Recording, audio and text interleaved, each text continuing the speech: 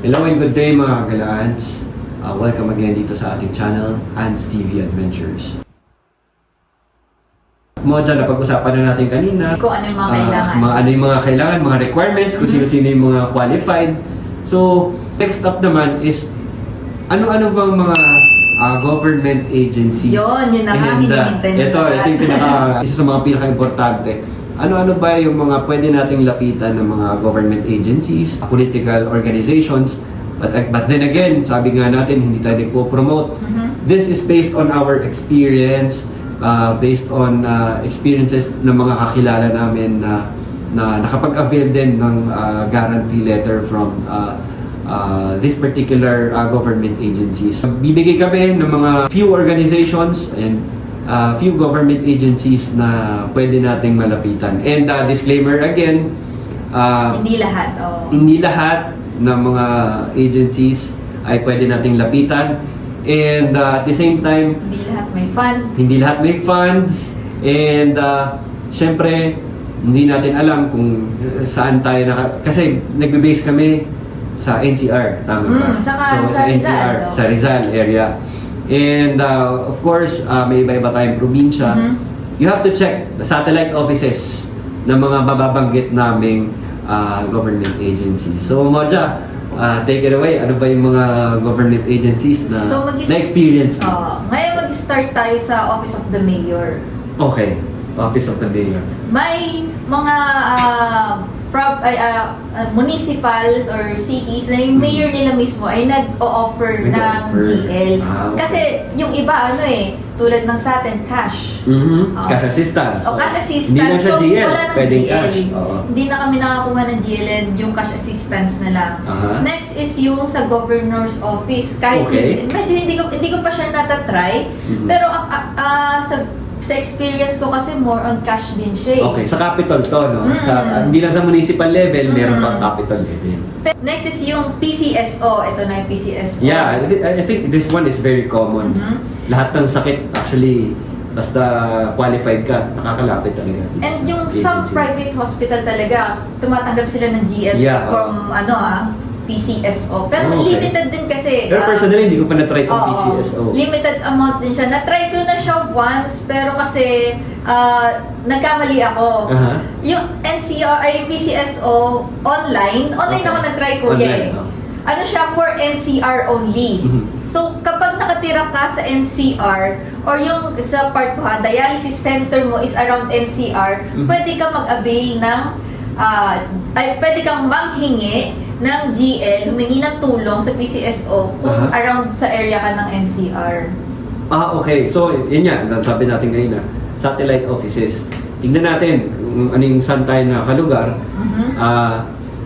Pwede nating ma-check dun sa lugar natin kung meron bang office si PCSO. Ngayon, actually, yung sa, sa province namin, tumatanggap sila ng mga walk-ins, pero limited lang yung number of yung tao per day. Kasi actually depende din yung nila eh. Depende rin sa lugar din eh. Yeah. Since makakalibre tayo, definitely kailangan natin tiyagain, di ba? Yun kasi yun eh. So may pros and cons eh. So kung hindi ka matyaga pumila, unfortunately hindi para sa iyo itong pagkuha ng GL. Pero syempre, given the fact na napakamahal talaga ng hospital bills, ay talagang tsatsagayin mo. Talagang laboratory. Wow. Lalo Sobra. na sa part 2, Napakataas niyan. monthly. Radio, laboratories. Nako, sobrang mahal niyan. So talagang tsatsagayin mo yung pumila, gumising na maaga. Even gabi pa lang, yung iba pumipila na. Na-try ko na po guys na 2 a.m. 2 a.m. 2 a.m. Actually, yung iba mas mahirap pa kasi minsan, nung pa lang, yung araw, yung kahapon pa lang nakapila na sila, tapos As in, ngayon para na sila nagtatent, di ba? Yun nga eh. So, if ikaw na nagagawa mong pumila na manood ng concert, pumila na napakahaba, so if ever man na mangyari sa ito or merong mga ilangan sa family mo ng GL, so talagang tsatsagain mo rin. Kasi yun nga, masi-zero out yung billing eh. Sayang naman, di ba?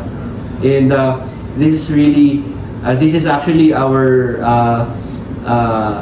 money, di ba? Taxpayers' money to. So, bakit hindi natin i-maximize and kung qualified naman tayo, ba't hindi natin, di ba, tsagain and kumuha ng mga guarantee letter para sa medication. So, ayun siguro, ano bang mapapayo mo sa mga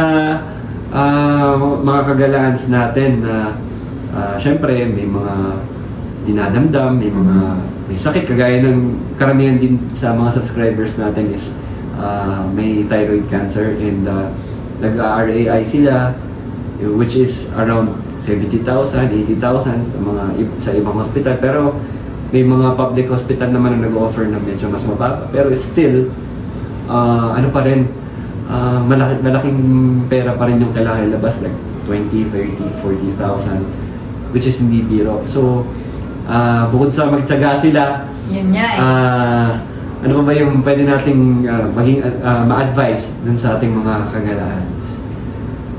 Kailangan lang natin talaga is yung yung think positive eh. Iyon, Kasi no. medyo Totoo. mahirapan tayo kapag malaki ang halaga talaga. Napapaisip ka talaga eh. Totoo yan, Mas- oo.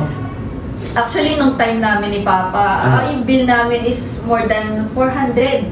Wow, 400,000. 400,000. 400,000. Mapapaisip ka pag nasa loob ka ng ng habang naka-confine ka pa. Kasi syempre 400 na. Anong ibabayad mo? Pero kasi yung stress kasi minsan yung stress and depression nakakasira ng katawan na lalo tayong manghihina. Totoo yan. Actually, kailangan natin gumawa ng may ways naman.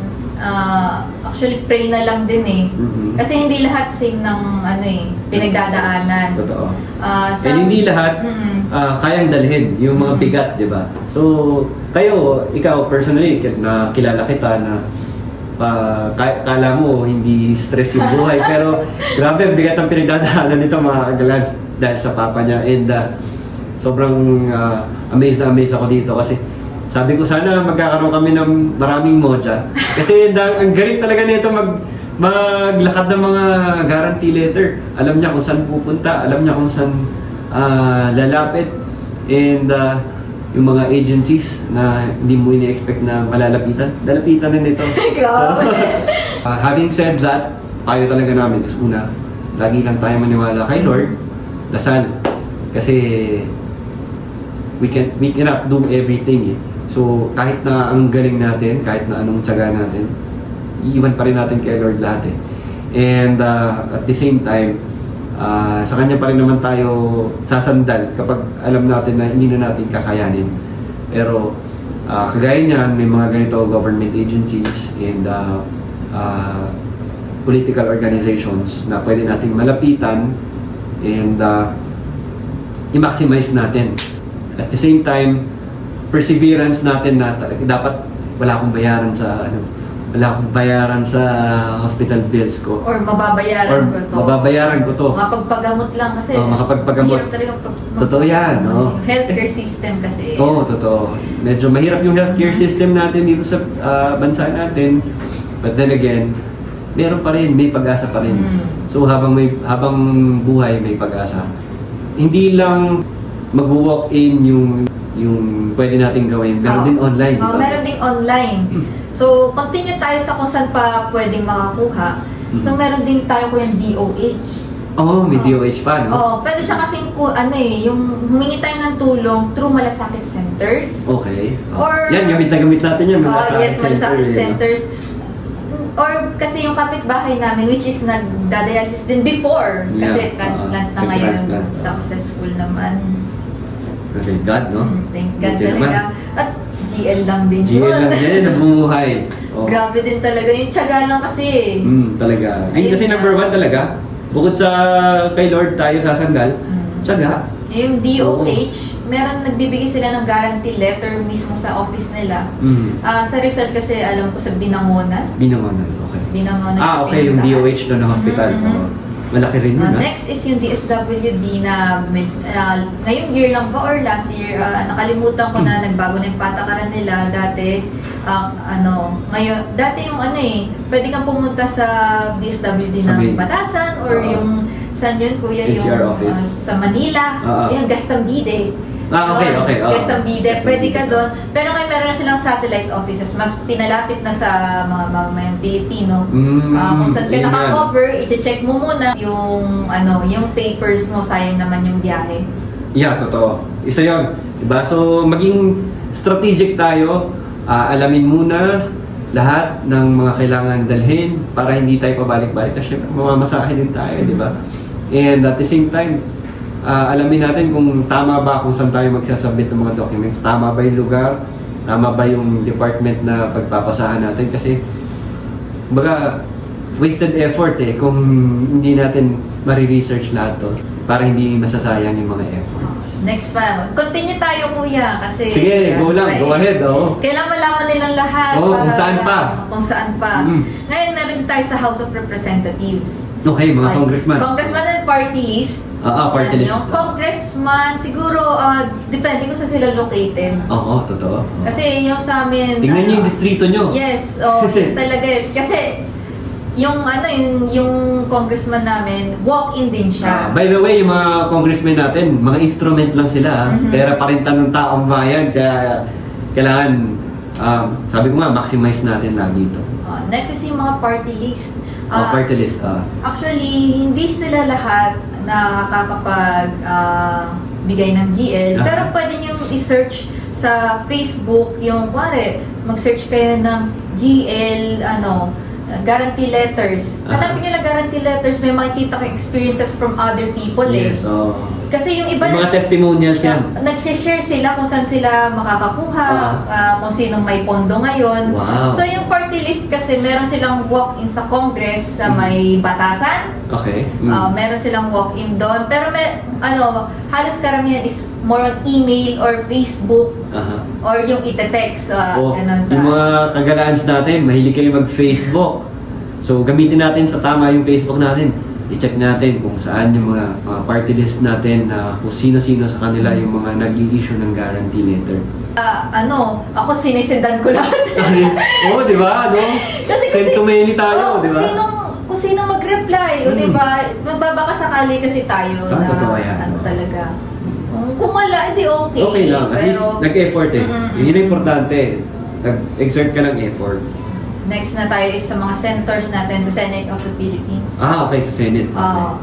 So, aside from Congress, House of Representatives, sa Senate meron din. Sa Senate meron din. Ngayon, pwede... Interesting to, meron silang yung iba nag-accept via email. Actually, may kita mo yung email nila dun sa, yung Senate. Available naman yan, no? May website Okay. kasi. Public document naman, public information naman yan. Tapos pwede kayong mag-send doon via email. Tapos lahat na nabanggit ko na requirements, i-email nyo lang sa kanila, i-attach nyo na, kasi yung iba naman, magre-reply sila ng kung ano pa yung kulang or kung ano yung hinihingi nila, saka ka ulit mag-reply. Yeah, oo. Ano naman yan, iko-complyan mo kung ano yung hinihingi pa. Kasi for sure, hindi naman perfect yung pagsasubmit natin. So definitely, meron pa silang for compliance na kailangan mong ihingin sa kanila. Then, ano naman yan, hindi naman siguro ganun kahirap yan dahil alam ko hindi naman tayo pahihirapan ng mga departments or mga agencies na to. Kasi parang nga sa tao talaga yung binibigay nilang assistance. Disclaimer lang ulit, kuya. Disclaimer ulit Actually, hindi siya natatanggap kaagad. Yung iba talaga magre-reply ng 2 weeks. May na-encounter ako, actually kanina ko lang nakita. After 8 months or something. Kaya itatanong ko kung pwede pang magpasa. Okay. Kasi medyo matagal na yung... Medyo matagal. Siguro ako ng last year pa, 2023 pa yung huling kong nanghihingi. Anyway, motto naman natin dito, try and try. Kaya nga Next is yung Office of the Vice President. Okay, si OVP. Si OVP. Meron din siyang, via Google Form. Hindi ko sure kung open siya ngayon. Pero, ilang beses ko na siya na-try 3 times for yung injection kasi ng father ko. Medyo may kamahalan. Regardless kung sinong VP Oo. Kasi the previous VPs, meron din silang program na ganito. Actually, lahat. lahat. Tuloy-tuloy siya Tuloy-tuloy. Ngayon yung Office of the Vice President makakuha. Pero siya, Google Forms, siya mix online tapos pupunta ka. Okay. So kumbaga sa office hybrid to, hybrid. Actually, may satellite din sila. Pero sa case ko, ang natatry ko pa lang is yung sa NCR, sa Mandaluyong. Sa Mandaluyong. Yung kaya nasa NCR, nasa Mandaluyong yung satellite office. Kasi may nababasa ako sa Facebook, meron siyang offices sa ibang lugar. Kung sa, hindi ko na rin meron din sila, familiar. mga satellite offices. Pero yung sa House of Representatives, mostly nasa Batasan Pambansa yan, nasa QC. Sa Senate, I think nasa Manila. Nasa Manila sila. And itong si OVP, I think sa NCR, nasa Mandaluyong sila. And syempre, pinaka-last is yung Office of the President. Of course, definitely meron yan, Office of the President. Ngayon, Office of the President, wala siyang option na email lang. So, kailangan niyo po talaga mag-walk-in dun sa office. Oh, okay. So, saan ba to? Malacanang? Actually, hindi ko pa na-try. Hindi mo pa na-try sa Office of the President. Pero definitely meron siya. Meron siya binibigay na assistance. So, di ba, kung na-explore mo na yung from municipality to Capitol, Congress, Senate, and OVP, meron pa tayong Office of the President. So, Explore ko na. napakadaming, napakalawak na pwede mong paghingian ng guarantee letter. Para lang sa mabuhay ka, para lang sa medication mo. Kaya wag kang tama rin, wag mo sukuan. So, ayun na nga kuya, mag-dive deeper tayo kung saan pwedeng gamitin yung... Ayan. Next natin is, saan ba pwedeng gamitin yung ating mga guarantee letter? Kasi syempre, definitely may mga limitations din yan. Yung unang-una is yung hospital bill. Kasi, yung in-include niya dun yung surgery, yung treatment procedure. Oh, yan. Nagma sa akin yan sa surgery ko. Tapos yung chemotherapy, mga ganon. Next is yung mga, sa medicines. Okay. Ito sa medicines, meron kasing partner minsan yung government agencies na private sila. Yung private, ito wala akong experience drugstores, dito. Wala pa akong experience. Private drugstores, tapos doon ka pwedeng kumuha ng medicines kung available. Kung available, okay. Kung hindi available, siguro GL na lang sa hospital mo yung kukunin mo. Na-try ko na din yung yung kukuha na lang sa GL. Kasi meron ding pharmacy sa loob ng hospital. Meron. Doon ang madalas. Never ko pang na-try yung... na-try ko na once din. Okay. Oo. Sa labas? Sa private. Nagamit mo GL mo? GL lang din. Pero kasi partner siya eh. Bale, mismo yung government agency na yon, siya mismo yung nagbigay ng GL, naka-address. Ayun nga pala guys. Important yon kapag kukuha ka ng GL, kung saan hospital mo gagamitin, doon mo i-address. Hindi mo siya pwedeng gamitin, may GL ako dito sa NDTL. Gamitin ko sa QMMC, hindi pwede. Nakalagay siya guys. Yun. Next is yung diagnostic procedure naman. Okay, diagnostic. Laboratories, imaging, CT scan, X-ray. CT scan, napakamahal yan. CT scan. MRI, napakamahal yan, grabe. Ultrasound, ibang klase. Napakamahal.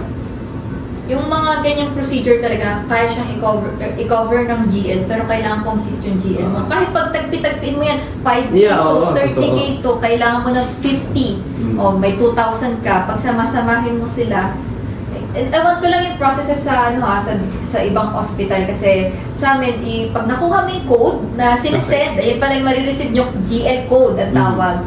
Yung code na yun, ipapa-open mo pa or ipapa-credit. Okay. Ipapa-open mo pa siya. Tapos, ang bago ngayon ng sa NKTI ngayon, kailangan kung saan mo lang gagamitin, yun lang yung i-open. Okay. So may specific lang tayo. Kumari, ang meron ka lang, binigyan ka ng GL, ang meron ka lang reseta. Ngayon, kapag yun lang yung kasama naka-attach dun sa binigay mong requirements sa kanila, kasi iba pa rin requirements ng pagpapakredit. Actually, same lang, pero siyempre, ibang file ng files. Ngayon, ibibigay mo ngayon. Kung nakita nila na ang medicine lang ang meron ka na request ng doktor, medicine lang i-open nila. Hindi sila mag-open ng iba. So, medyo complex yung guarantee letter, pero definitely, kung may mga questions kayo and kaya nating sagutin, comment lang kayo dun sa comment section and susubukan natin na masagot yung mga katanungan nyo with the help of Moncha, syempre. Kasi siya yung mas may experience sa pagkuha ng guarantee letter. Ito po yung last sa pagkakaalam ko lang. Okay. Kasi actually, hindi ko pa siya na-explore. Mm. Ngayon, pinakalasis yung professional fee. Okay, ito, pwedeng pambayad sa professional fee ng mga doktor. Kung tumatanggap yung ng GL yung doktor, Mhm. pwedeng 50% ng amount ng GL ay pwedeng ipambayad. Okay. 50%. 50%. lang. Okay. So it was like having an HMO. Mm-mm. So, titignan mo pa rin kung ito bang doktor ay accredited ng HMO. Pero dito naman sa guarantee letter. Kung tatanggap Kung siya tatanggap mismo. siya mismo ng guarantee letter. Kasi syempre, may process yan. Minsan yung mga ibang doctors natin, which is hindi naman natin sila masisisi, napakahirap ng trabaho nila. Minsan, mas gusto nila yung outright cash or outright makikredit agad sa account nila. Pero may mga doctors nga na nag-accept ng at least 50%. Hindi. Actually, yun lang yung max na amount. Max. Sa isang GL, 50% lang pwede magamit. Sa professional fee, Professional fee. ng doctors. Kung tumatanggap sila. Hindi na rin masama, di ba? Kasi syempre, any discount na makukuha natin sa medications, grabe, big deal na yun para sa atin, di ba? Ngayon, sa mga nagtatanong pa, hindi na madidiscountan ang iyong bill kung gagamit ka ng GL, kuya. Di ba? Okay. PWD ka, PWD 20%, discount, di senior ba? citizen discount. Oo, laboratory, Oo. 20%, Oo. babawasin. Edi 80 na lang yung babayarin mo, Oo. kuya. Pero kapag GL ang ginamit mo, full mo siya babayaran. Full yung ibabawas sa Kasi GL. syempre, wala ka nang nilabas na pera eh. So, kumuha ka na lang ulit ng bagong GL kung maubos na yung hawak mo, di ba? Ito, speaking of kumuha ng Okay. bagong GL, kuya, actually may limitation sa Limitation pagkuha ng pa rin. GLs. Kasi May limitation. yung iba, kuwari, kumuha ka ngayon, after 3 months ka pa pwede, or after 6 months ka pa pwede, Yeah. depende sa sa rule ng Yeah, agency. I think sa DSWD, yung assistance nila every 3 months. Every 3 months sila, kuya. So, hindi naman pwedeng, pag naubos na to, Oo, kuha ka ulit. Kukuha ulit. Si same na Siyempre. tao, inaraw-araw. Oo, pero kasi syempre, di ba, may pangangailangan din naman yung ibang tao. Mm. So, para lahat makater. Kasi yan kasi yung mga basic yung ano. Hindi ko alam kung lahat meron nito, pero yung dietary. Dietary, okay. Oo. Pwede Ano to? rin siya i-cover sa guarantee letter. Mga supplements? Milk? Ganon. Milk. Okay. Okay, tama na. Yeah. Hindi lang pala limitado sa mga, Kung merong- medicines. Kung available kuya yung kasi, yung dietary, yung milk ng Mhm. patient I sa think, hospital. bagay sa mga seniors natin, Sa para sa senior calcium, level. di ba? Sa part ko kasi, sa na-experience ko, kuwari 10K or 8K ang GL, 2K lang ang sa dietary. Minsan Okay. 1.5. So, limit siya. Not bad, di ba? May limitations, pero okay lang na siya, nandun siya. At least may option kang gano'n. Ayun nga, kuya. Actually, yun lang yung alam ko ngayon. Oo. Sa ngayon, yun lang yung nako-cover ng GL. Okay. At na-experience ko At least yun, na-share namin sa inyo ni Moja kung ano yung mga dapat yung gawin or ano yung mga requirements na kailangan yung i-submit and kung saan yung mga isasubmit. So, yun lang nga, advice namin sa inyo is tsagain nyo lang, makukuha nyo rin yung mga GL na nararapat para sa mga para sa medications nyo. Need lang i-search siya sa Facebook, sa Google. Search nyo lang. Kung paano, Oo. magtanong-tanong kayo sa mga nakakasabay nyo sa ospital, kung paano sila nakakakuha. Oo, wag mahihiyang magtanong, di ba? Sabi nga eh. So, ayun na mga kagalaans. Sana dasal namin ang recovery ng bawat isa. And kung wala kang dinadamdam or wala kang sakit na nararamdaman ngayon, ay wag mong hayaan na umabot ka sa punto na magkakasakit ka. So, stay active, stay healthy. And syempre, lagi tayo magdadasal kay Lord. God bless and do not settle for less. Bye. Bye-bye!